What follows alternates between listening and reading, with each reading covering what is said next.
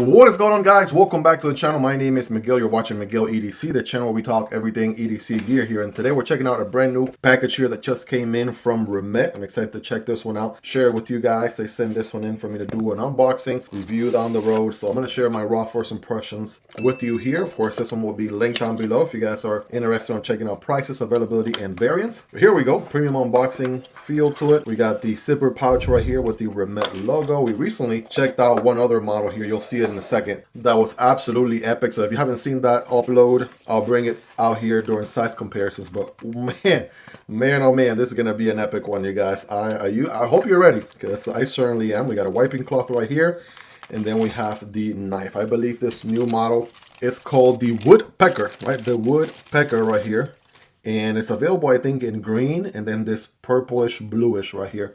And where do we even start? First of all, where do we even start? Yeah, we should definitely address the elephant in the room, and it's the fact that we have this beautiful titanium with the sort of ice finish to it. This looks absolutely epic, absolutely a sight to behold. So let me just take it all in. We do have some micro milling going on right there, which looks really nice. And compared to plain old bead blasted titanium, I mean, this one has a beat by a long shot. I'm not exactly sure what all goes into the process, but the bottom line is this thing is certainly a looker. Absolutely a gorgeous, beautiful looking finish on this titanium right here. And yes, in case you're wondering, I am going to bring my magnet of truth. Yeah, that is titanium, no pull there. Back spacer also matching titanium with the sort of ice finish. What is this even called? Future me. Slap that on the screen, because again, this is the first time here in the channel. Basically, long story short, the first time I saw this sort of ice titanium was on the pocket clip of the Tuya Wrath, and I thought that was pretty neat. And so I have been seeing more and more companies doing a little bit more of this here and there, and I've absolutely been loving it. The other thing I'm noticing too is there are no hardware. There's no screws anywhere in sight. So we'll find out what that is all about here in a moment, ladies and gentlemen. But I know you're excited to check out this blade, and so am I, before we got interrupted by the alarm. So I think I should probably go check the turkey in the oven. I'll be right back. Sorry about that. Now that we officially put out the fire, here we go. Let's go ahead and deploy this thing. I am ready. You guys are too. Here we go. Oh man, that was one snappy front flipper right there, to say the least. Let's see. Let's go ahead and try that again here. Right. Let's go ahead and, oh man, that feels good. Money right there. Opening hole is interesting. We have sort of like a slanted rectangle going on there, and let's see how that works. Oh, there we go. On the reverse flick, kind of missed there the first few times. There we go. May have to calibrate for it here, right? Thumb deployment. Oh yeah, that feels good too. That feels really good. Now we do have a folder on here. I wonder if I can make the, there we go, the reverse flick off of the sort of fuller section, right? Work a little bit better. But at least we got those 3 deployment options. Let's check out the blade. We have, I believe, M390 on here. Yes, we do. Future me, slap that HRC on the screen. And we have a beautiful bead blasted finish, looking really nice, with sort of a fuller that reminds me a little bit of the Peregrine Falcon. That looks so good, and it is my kind of geometry. I love me a good sheep's foot blade every day of the week, and this one absolutely looks so good. A little bit of a switch here in the front, again called the Woodpecker, right? So it's kind of like, yeah, I mean, sort of bird inspired sort of geometry here, to say the least. Now we do have a liner lock, and we do have good access to that liner right there, so that's good. Very easy to disengage right there. That feels good. And let's check out the lock up here with the scientific 5x zoom. Look at that. What about what is that, like a 20%, like 20-ish% or so? You guys be the judge. There's that D10 ball there as well. So let's see. As far as D10 tune, that actually feels pretty good there. But oh man, that front flipper, that's where it's at, you guys. I'm telling you. With the side of the thumb there, or the reach around. There we go. Come on, Miguel. Get it together here. All right. Again, brand new knife, kind of getting a feel for it. So side of the index finger, that works too. All right. We got at least those 3 different ways with the front flipper. And again, thumb deployment and reverse flick. So there we go. Getting a little better on that reverse flick. And I bet this thing is going to be super slicey. We'll do our mandatory scientific test here in just a moment. Checking the ergos. Oh man, you know this thing's gonna be really good in the ergonomics department. First of all, I have average size hands, not the biggest of hands or smallest of hands. I'm able to get a full purchase right here, right? No forward choke spot or anything like that. Just basically that whole handle is yours to grip right there. So that feels good, right? And we do have a titanium pocket clip, which is nicely matched with the color of the handle. Again, this guy's also available in like a greenish version of this finish, this titanium finish. So that also looks really nice. I think you can choose between these two colors. So ergos are good. Pocket clip, I feel it is there, but it's actually very comfortable. I'm gonna give it a good 9.5 out of 10. Yeah, for sure. So lock up here with the liner lock. All right, pretty solid, no up and down, no movement of any kind. And that feels nice and robust. And yeah, very shutting action right here, right? A little bit of a shake shutter. There we go. There we go. So it's got a, doesn't guillotine on the way down, but you give a little bit of a persuasive shake and it goes down right there. Check that out. We got good alignment. That's looking pretty good there. Smack in the middle if you ask me. All right, let's do some size comparisons. Oh man, that was so snappy right there. Here's the recent knife that we looked at from Remette. This is the WK1, and this one's pretty interesting with the secret up its sleeve here with the sort of integral looking handle that is also toolless and can be taken apart. So check out that unboxing if you haven't already. Of course, I'll have all these nice linked down below so you guys can check out those prices, availability, and variants. Speaking of true integral, this Tuya strength right here is a true integral right here. Again, also rocking that pocket clip I was telling you guys about earlier. So check it out right here. The size on the Woodpecker, it's a little bit on the short, medium size, if you will, right? Yeah, so definitely something to keep in mind there, right? Good for EDC. Great utilitarian cuts and draw cuts with that blade geometry, no doubt about it. Here's the MSI right there for comparison. It's interesting because the MSI and this geometry here kind of look like a distant cousin, if you would, right? You guys be the judge there. This is the Microtech Stitch. These are, of course, larger knives, no doubt. There's that PM2 and Para 3. All right, check those out right there. Take a look for yourself. Let me know. All right, definitely a little bit shorter than the Para 3. Denko 80-20.5 and Kumbu Chad. So it is a little bit shorter than the 80-20.5. All right, as you can see. And last but not least, in the budget end of things, we got the Tenable Fenrir and the CGRB Pyrite Light. Absolutely very recommendable knives for the price. If you guys want to check out more details, then definitely check out those videos. Here's the Vosti, Corgi, and the Fentiso pair. So check those out. This guy, the Woodpecker, is a little bit shorter than those. And size-wise, we're looking at around 7 inches, right? 7 inches. So think Civivi Elementum size, Kershaw Leak size. That's what we're talking about. 3-inch blade. I'm sure 4-inch handle. There we go. And a cutting path of 3 inches, right? Some quick measurements there. Hopefully you own some of these knives. More or less gives you a ballpark where this guy lands. Now let's go ahead and get scientific with it here real quick. We said M390. Oh yeah, that feels good there.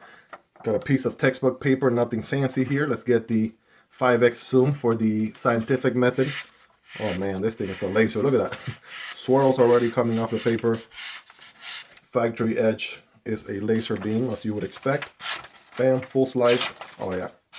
Oh yeah, guys. Look at this. Wow. Yeah, definitely going to cut that paper, no doubt about it. Now I got a piece of cardboard right here. Nothing fancy. Single wall cardboard. And remember, when cutting cardboard, don't cut perpendicular, but at an angle. We do have a flat grind here. And it's actually not a very thick blade either. So I'm going to get my grip here. By the way, good jimping on the blade right there. Love that. Nice and lock and loaded right here. Feels comfortable in the back end right there with this curvature. Yeah, that feels good. Even though this is the linear solution back here, it doesn't feel stabby or pokey in any sort of way. It's actually pretty comfortable like that. So, bam, boom, here we go. I mean, come on now. Too easy, right? Absolutely too easy. This thing is a laser, guys. Rate this thing in the comments on a scale from 1 through 10. How sharp is it? Rate that factory edge. Let me know. But yeah, definitely making a great first impression right here, guys. No doubt about it. Now, I know this one has some sort of secret to it, right? Some people may have clicked off the video, so they're probably not, they're going to miss out on this part. I'm noticing this button right here, and I wonder if that has anything to do with anything. You guys know how I like to do these videos, right? So I haven't seen anything about this knife just yet or how it works. But let's see how intuitive it is. So when you push down on here, then what? Then what happens? What's the next step? All right, it is a button, and you can push down on it like so. But then, do you take this out? My intuitive feel would say try to pull this out here, but try to take this backspacer. Does the whole backspacer come out? Not necessarily. So if we push here, wait a second. I pushed down and this scale on this side moved forward. So look at that, you guys. What? Are you kidding me? That just came out like that. Does it do the same for the other side? That would be pretty epic if it does. No, I think we have, yeah, we have the, the screw to the pocket clip is actually separate. So it's right there. But just let's go ahead and take it one side at a time, right? So we were able to take off those scales. I gotta tell you, man, ever since, you know, knives like the Pyretech Kraken with the magnetic scales, you know, knives like the NAS Lander, right, with the swappable scales, I've really been loving knives that can swap different scales and whatnot. These come right off, as you can see. They're actually very lightweight, very thin too, so barely weigh anything. The million-dollar question is, are these liners steel? No, the blade is, but the liners are still titanium, right? No pun intended. So the real question is, if I was able to take that scale, can I move the other scale, or how can I? Might be some method to the madness. I think the other scale, okay, so the other scale may be set in place. Hold on, I don't want to. Yeah, the other scale I think is set in place. So you can access this one from this side, right? But then the other one, I believe, does not come off. How neat is this, you guys? This is pretty cool right here. Still don't know what the process is to take out the other side. I'm sure you will go about just removing everything. Yeah, I do see the liner on the other side does have screws. There you go. So that one is actually tied up in place. It's not moving. All right, so the liner side and the back spacer stay in place. It does have its own set of screws right there, right, as you can see. And you are able to remove this one side. And somebody might comment, that somebody else might comment on this video asking, you know, what's the whole point? What's the whole point of being able to disassemble the knife without tools? I mean, why not, right? So there's a lot of different reasons why, but, you know, if you don't have tools with you and you're trying to clean the knife, at least this will give you a lot of access to the knife without getting your tools out. Obviously, if you get your tools, you'll be able to do a much better job. But take a look at the machining right here. That looks to be very precise. Now, for the moment of truth, right? So it slides, yeah, falls in place a little bit forward than the other handle. And then I'm assuming I just slide it back and it clicks, right? Here we go. All right, that's a good theory. All right, and then if I try to move it around a bit, putting force, I can move it just a little bit, but let's see. Trying to hard to, obviously there's not going to be any rattle or anything. It's actually very precise. You can see there's no gaps or anything like that through here. So that's looking pretty epic right there. Man, that is a really good party trick, guys. And for a premium knife that already has premium components, steel, handle materials and everything, to be able to do one more trick like that, I absolutely dig it. Now, a lot of people are going to say, well, it's a gimmick, this or that. But hey, you know, would you rather just have a boring old knife like the bajillion knives that we've been seeing for the last, you know, 20, 30 years, or have something innovative that, you know, like this, right? Allows you to clean the knife without your tools. Obviously, if you want to take it apart, you get out your TA and T6 bits and just have fun, right? Knock yourself out. But at least from this standpoint, you can clean this guy really easily. And you didn't need any tools for that. So really, really cool here. Again, unboxing overview of the Woodpecker from Remette. Multiple deployment options. Beautiful looking sheep's foot M390 flat grind blade with the beautiful sort of iced titanium finish. That just looks so good. It's like a bluish purple, which I absolutely dig. Good access to the liner. Great lockup. A little bit of a shake shutter right here. I'm sure it's going to break in nicely. Super snappy front flipper. I am absolutely digging it. Again, overview, first impressions. You know this thing is going right in the pocket the moment this video is over. But Miguel, sit the knife down. Miguel, you don't let me take any pictures of the knife. What's the matter with you? All right, here you go. Take some pictures there. Take some pictures there, my friend. Guys, let me know your thoughts on this one. What do you like about it? What do you love about it? Is there anything you dislike about it? Let me know. Again, this knife and every other knife you saw in this video will be linked down below. Huge shout out to Remette for sending this one in for me to check out and share with you guys. And huge shout out to my Patreon supporters and channel members for supporting what I do here. You guys are awesome. And I will go ahead and put a card right there to your left for the WK1. and a card right here to the right for the Tuya Strength. Hope you guys really enjoyed this one. If you made it to the end, you're the real MVP. Hope you guys have a wonderful rest of your day. Take care, and I'll see you on the next one, either this one or this one. Peace.